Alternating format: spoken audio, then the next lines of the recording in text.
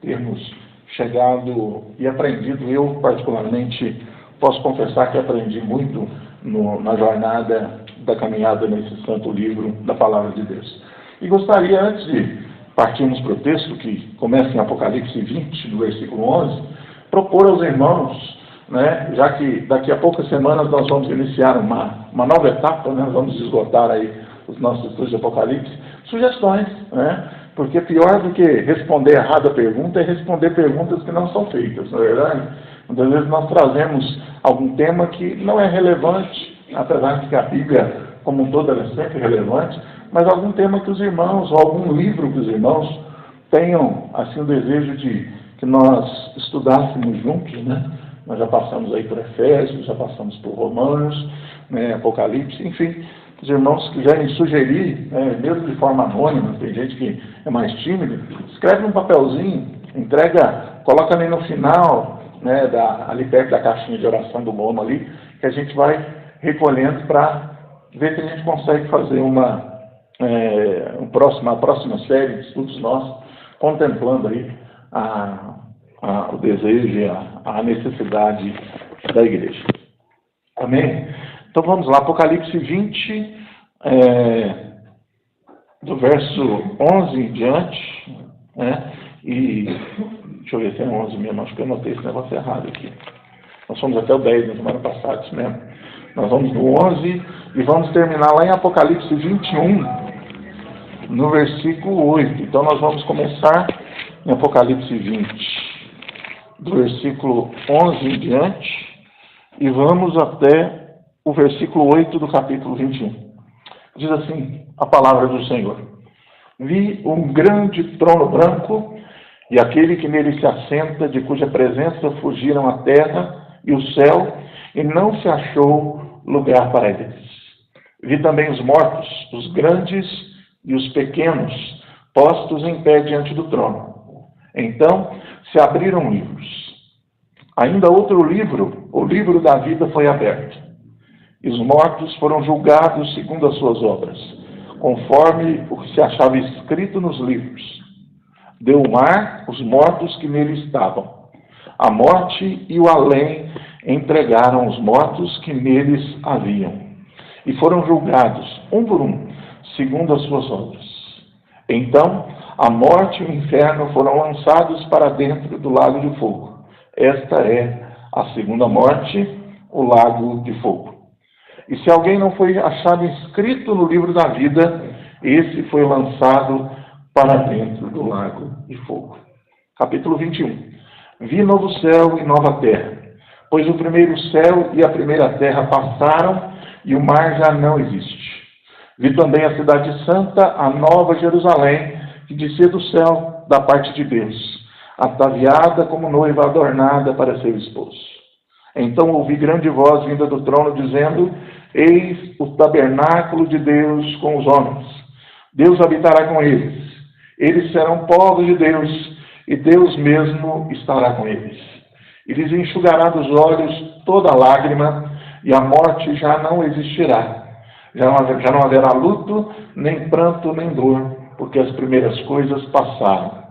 E aquele que está assentado no trono disse: Eis que faço novas todas as coisas. E acrescentou: Escreve, porque estas palavras são fiéis e verdadeiras. Disse-me ainda: Tudo está feito. Eu sou o Alfa e o Ômega, o princípio e o fim. Eu, a quem tem sede, darei de graça da fonte da água da vida.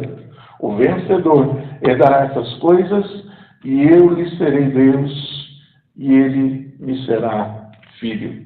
Quando, porém, aos covardes, aos incrédulos, aos abomináveis, aos assassinos, aos impuros, aos feiticeiros, aos idólatras e a todos os mentirosos, a parte que lhes cabe será no lago que arde com fogo e enxofre, a saber, a segunda morte.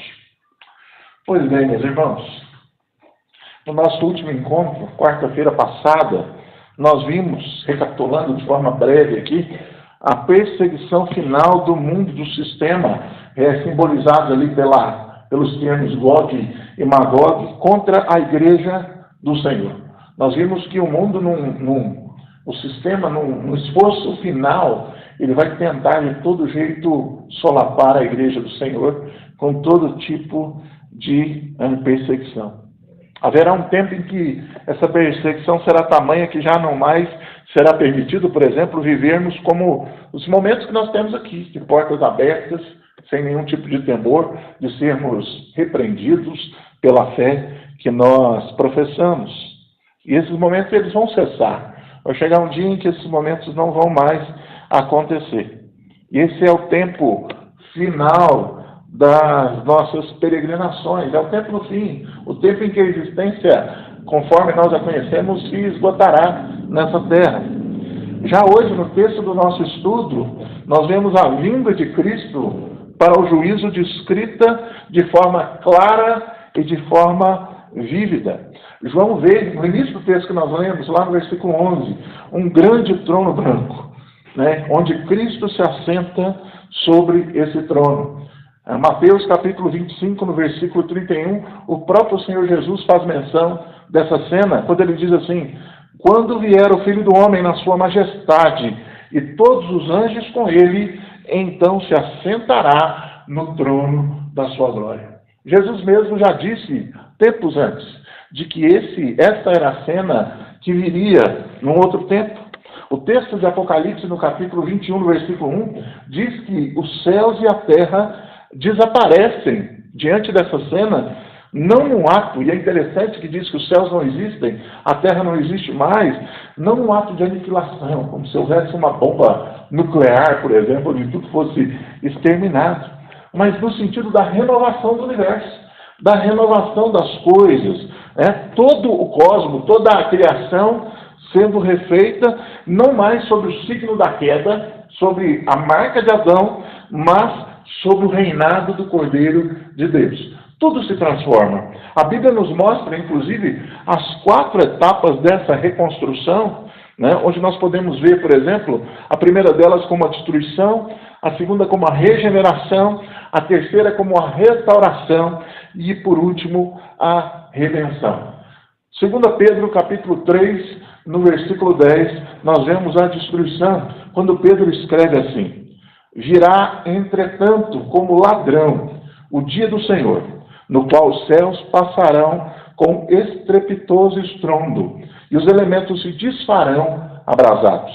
Também a terra e as obras que nela existem serão atingidas. Então nós vemos um momento de destruição, onde Deus manda, no processo de restauração de todas as coisas, a destruição do sistema como nós o conhecemos. É assim que funciona a vida, Às vezes você precisa de reformar, construir alguma coisa. Se tiver alguma coisa no lugar, você precisa derrubar aquilo. Você compra lá um terreno, tem uma construção velha lá, você precisa jogar aquele trem no chão para construir de novo. Nós somos no estado natural, meus irmãos, tão depravados pelo que a Escritura nos mostra, que não dá para reformar, nós tem que fazer de novo, É como aquela casa que está caindo aos pedaços que tem que ser jogada fora. Tem que se construir algo novo. Mateus 19, 28, nós vemos a segunda etapa disso, que é a regeneração. Jesus lhes respondeu: em verdade vos digo que vós, os que me seguistes, quando na regeneração o Filho do Homem se assentar no trono da sua glória, também vos assentareis em 12 tronos para julgar as 12 tribos de Israel. Jesus vem e nos regenera, nos faz de novo, sob uma nova perspectiva, sob uma nova ótica. Atos 3, 21, a restauração, diz assim: ao qual é necessário que o céu receba até os tempos da restauração de todas as coisas, de que Deus falou por boca dos seus santos profetas, desde a antiguidade. Precisamos de uma restauração e, por fim, a etapa final, a qual nós estamos aqui nos detendo de forma mais guardada aqui, que é a redenção. A redenção final da cruz de Jesus, descrita por Paulo em Romanos 8, 21, quando ele diz assim: na esperança de que a própria criação será redimida do cativeiro da corrupção para a liberdade da glória dos filhos de Deus.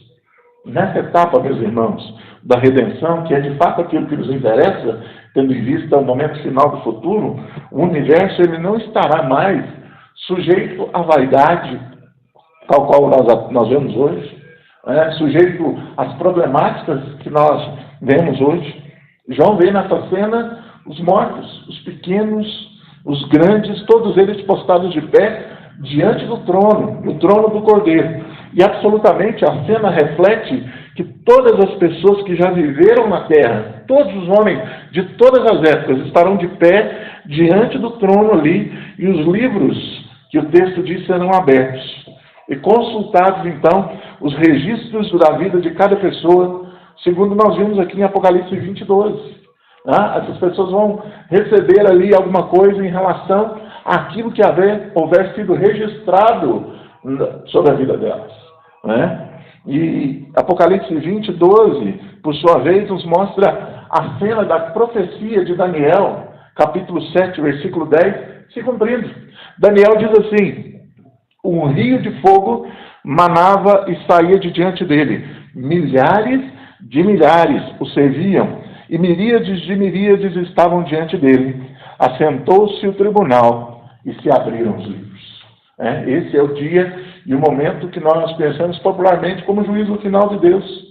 Há muitos eventos simultâneos a essa cena, e esses momentos eles estão atrelados a essa cena aqui. Nós vemos que é aberto simultaneamente aqui o livro da vida. E esse é o livro que contém os nomes de todo o povo de Deus, de todos os salvos, como nós vimos lá em Apocalipse 3:5, e Apocalipse 13:8.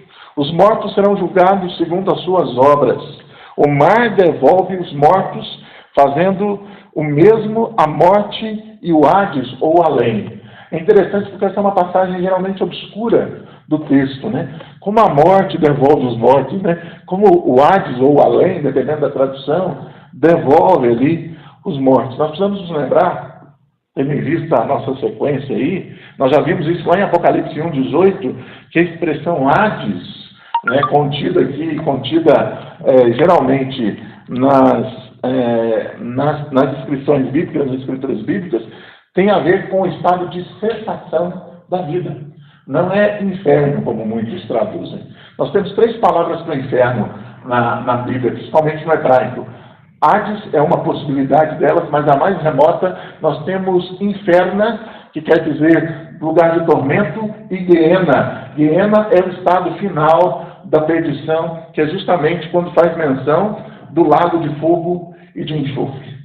Hades aqui, ou Hades, tem a ver com o estado de cessação da vida humana. Ou seja, trata-se, nesse texto aqui, da ressurreição dos mortos.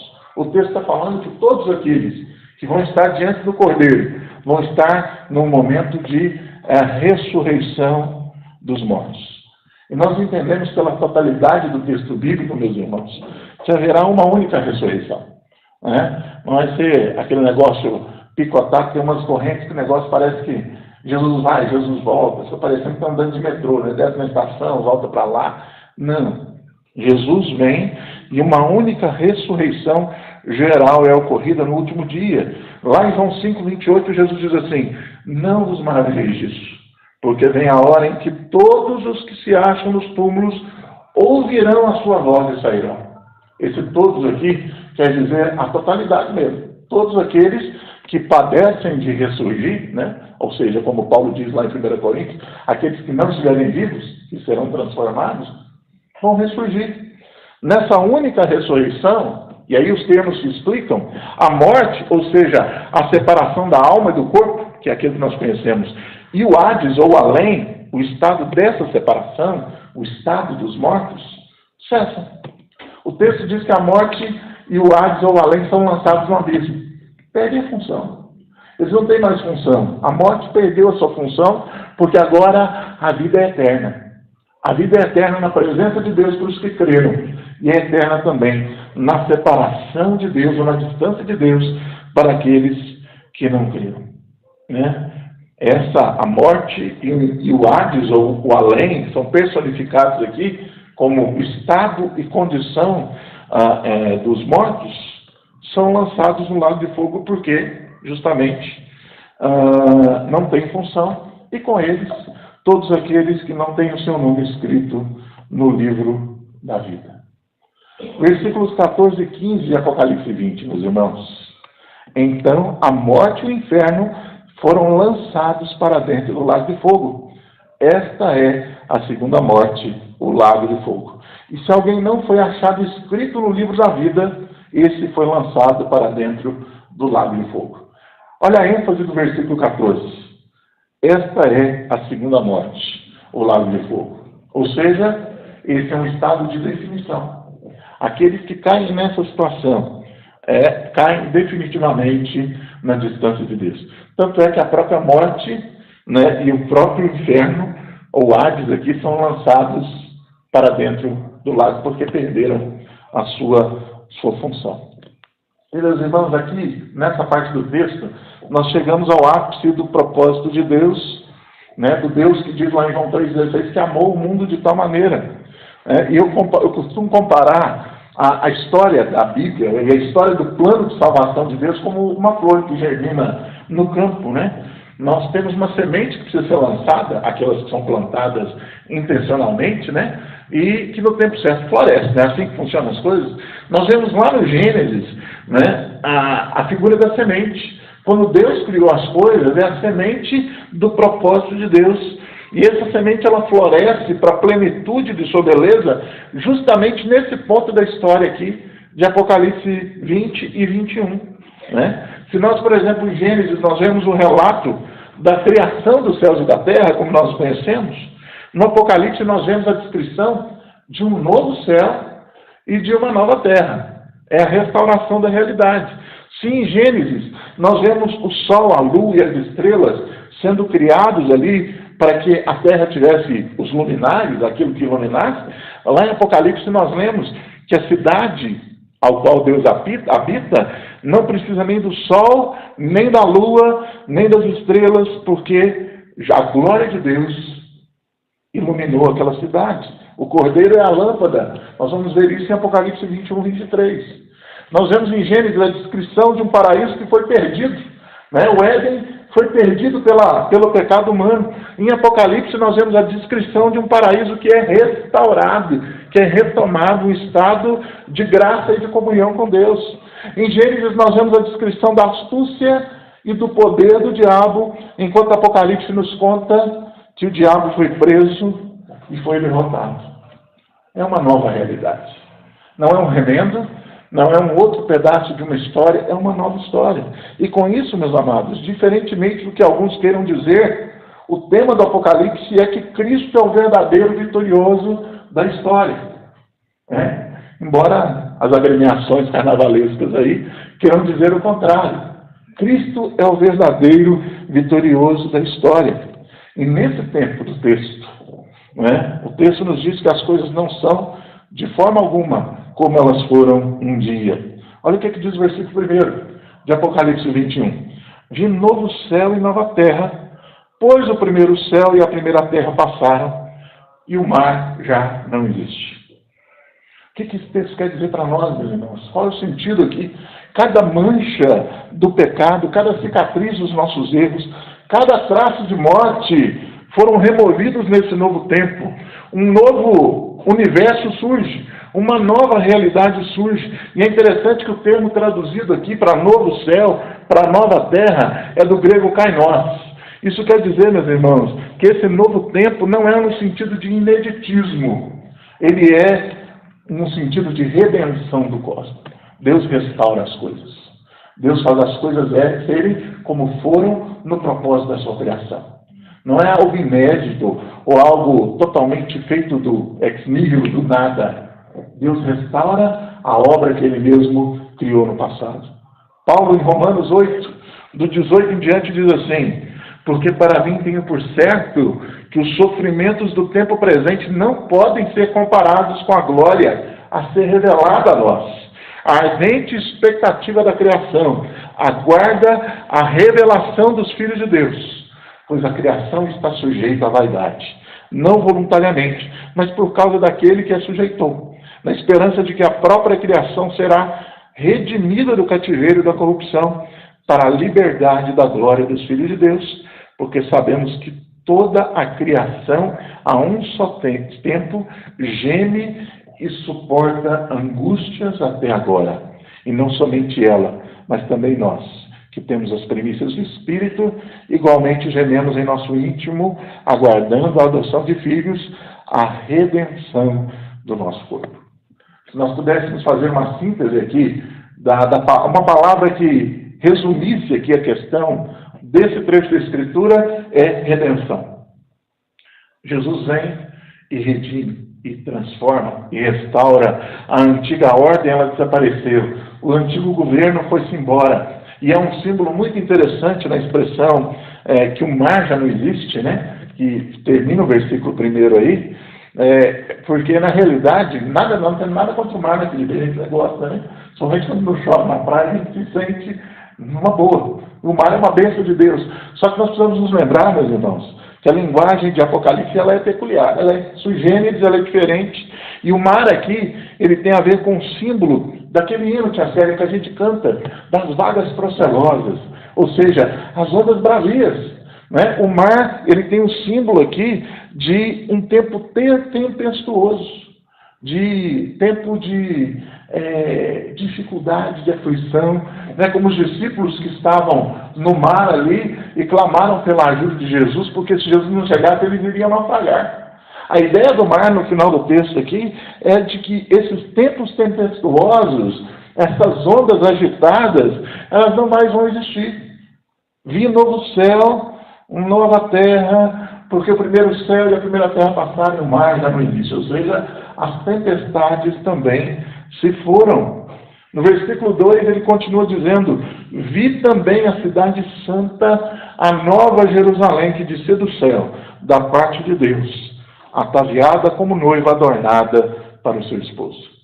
Essa Jerusalém, no versículo 2, ela é chamada de Nova Jerusalém, justamente em contraposição a Jerusalém terrestre, que fica ali na Palestina, que nós conhecemos, pelo menos, de ver na televisão. Né? Essa Jerusalém ela é totalmente diferente, ela é chamada de santa porque ela é separada do pecado e totalmente consagrada a Deus.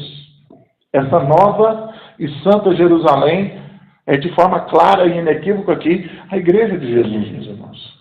Ela não é uma unidade federativa, um país, um estado, alguma coisa assim que fica em algum lugar do mundo. Ela é a igreja do Senhor. Pelo fato, inclusive, de ser aqui também chamada de noiva e esposa do Cordeiro. Essa afirmativa ela é muito comum na Bíblia, né? E se dá pelo fato de lá no Antigo Testamento a igreja ser comparada inúmeras vezes e simbolizadas por uma cidade. Nós podemos pegar, por exemplo, o texto para nos dar aqui um embasamento de Isaías 26:1. Isaías diz assim, o profeta falando pelo Senhor: naquele dia se entoará esse cântico na terra de Judá. Temos uma cidade forte. Deus lhe põe a salvação por muros e baluartes. Símbolo de pertencimento a Deus. Salmo 48:1. Grande é o Senhor e muito digno de ser louvado na cidade do nosso Deus ou na igreja do nosso Deus. Cidade, como linguagem simbólica, meus irmãos, bíblica, evoca a condição de residência, evoca a condição de proteção, de segurança. E nós lemos aqui no texto que João ele viu essa cidade descendo dos céus, vinda de Deus. E a igreja do Senhor é assim, meus irmãos. A igreja do Senhor, ela é obra, ela é resultado da obra transformadora do Espírito Santo. Ou seja, é Deus quem faz a sua igreja, essa igreja. Porque se nós fôssemos continuar caminhando segundo os nossos próprios preceitos, nós estávamos mortos. Se nós fôssemos caminhar segundo as nossas noções de certo e errado, nós estávamos perdidos. Mas Deus, como diz lá em João 3,16, amou o mundo, né? E deu o seu Filho, e abriu os nossos olhos. E as coisas se transformam. A igreja do Senhor, e aí eu falo muito além da instituição humana, e como diz o Senhor, tem trigo e joio crescendo juntos, é natural que seja assim, mas a igreja do Senhor, o povo de Deus espalhado na terra, ela desce do céu, porque é Deus mesmo quem adota de santidade. Hebreus capítulo 11, versículo 10, falando de Abraão aqui. porque aguardava a cidade que tem fundamentos, da qual Deus é o arquiteto e o edificador. A igreja é obra de Deus, irmãos. A igreja é obra das mãos do Altíssimo. Deus planejou a igreja. Não as placas denominacionais. Temos tantas hoje, né? E muitas vezes, algumas padecem até de um certo refino na sua consciência, mas muito além das placas, Deus chamou um povo para ser o povo dele. E reuniu esse povo, como diz o salmista no Salmo 133, para que na reunião desse povo, Deus derramasse ali a sua bênção. Para concluir, meus irmãos, talvez olhando para esse texto, para a promessa de Deus, nos é difícil imaginar que os efeitos do pecado, que são tão exacerbados, sejam um dia removidos da nossa presença, não é verdade? Quando a gente olha para o que a gente vê, para a maldade, para a iniquidade, para a barbaridade que nós vemos, o ser humano vivendo e cometendo, a nossa imaginação geralmente se limita a crer pela fé, mas não consegue vislumbrar como isso é possível, retirar isso, né, o que é tão humano, né, animalesco e humano. E é difícil mesmo, porque nós vivemos em um sistema maldoso, um sistema cruel. Nós olhamos para o sistema que rege o mundo no qual nós estamos inseridos e nós só vemos maldade, nós só vemos crueldade. E com isso a nossa fé muitas vezes pode ser abalada. Mas olhando para o texto, meus irmãos, de onde emana a palavra de Deus para a nossa vida, a vontade de Deus para a nossa vida, nós precisamos, meus irmãos, crer que essa é a mais pura realidade, muito embora não seja tangível para nós hoje. Apocalipse capítulo 21, versículo 3, diz assim: Então ouvi grande voz vinda do trono dizendo: Eis o tabernáculo de Deus com os homens. Deus habitará com eles, eles serão povos de Deus, e Deus mesmo estará com eles. A ideia do termo aqui, eis aqui, que inicia o nosso texto, a fala da voz que vem do trono, eis o tabernáculo de Deus, esse eis aqui, ela vem como um imperativo, como uma ordem, indicando a João que ele devesse, então, guardar no coração aquelas palavras e escrevê-las para que outros irmãos fossem confortados, porque aquelas palavras eram fiéis e verdadeiras. Aquela era a pura verdade de Deus. Aquela era a expressão máxima e total da vontade de Deus. E como diz Jó, capítulo 42, bem sei que tudo podes, e nenhum dos seus planos pode ser frustrado. A promessa do Senhor para a sua igreja é essa: não se deixe abater pela maldade, não se deixe abater pela crueldade do mundo. Deus diz: eu mesmo farei novas todas as coisas. E quando esse novo tempo vier, aqueles que aguardam esse tempo, que guardaram a fé, estarão também guardados numa realidade nunca antes experimentada, nem mesmo por aqueles que têm alta comunhão com Deus. É o que o apóstolo Paulo nos diz lá em 1 Coríntios, capítulo 2, no versículo 9, quando ele diz assim: mas como está escrito, nem olhos viram, nem ouvidos ouviram, nem jamais penetrou em coração humano o que Deus tem preparado para aqueles que o amam. E ele diz ainda em Efésios capítulo 3, versículos 20 e 21. Ora, aquele que é poderoso para fazer infinitamente mais do que tudo quanto pedimos ou pensamos, conforme o seu poder que opera em nós. A ele a glória na igreja e em Cristo Jesus, por todas as gerações, para os séculos, para todos sempre. Amém.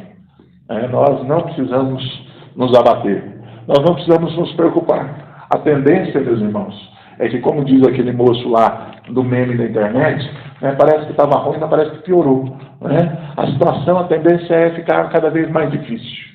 Parece que as coisas vão ficando mais apertadas. Que o mundo tem menos tolerância, que o sistema tem cada vez menos tolerância com a palavra de Deus. Mas nós não precisamos nos preocupar com isso. Porque o nosso Deus estará guardando o seu povo até aquele dia. E mesmo na mais cruel e vil perseguição, as suas mãos estarão sobre o seu povo, guardando esse povo, para que entrem pelas portas a cidade celeste naquele dia, e a ele seja a glória pelos séculos dos séculos. Amém.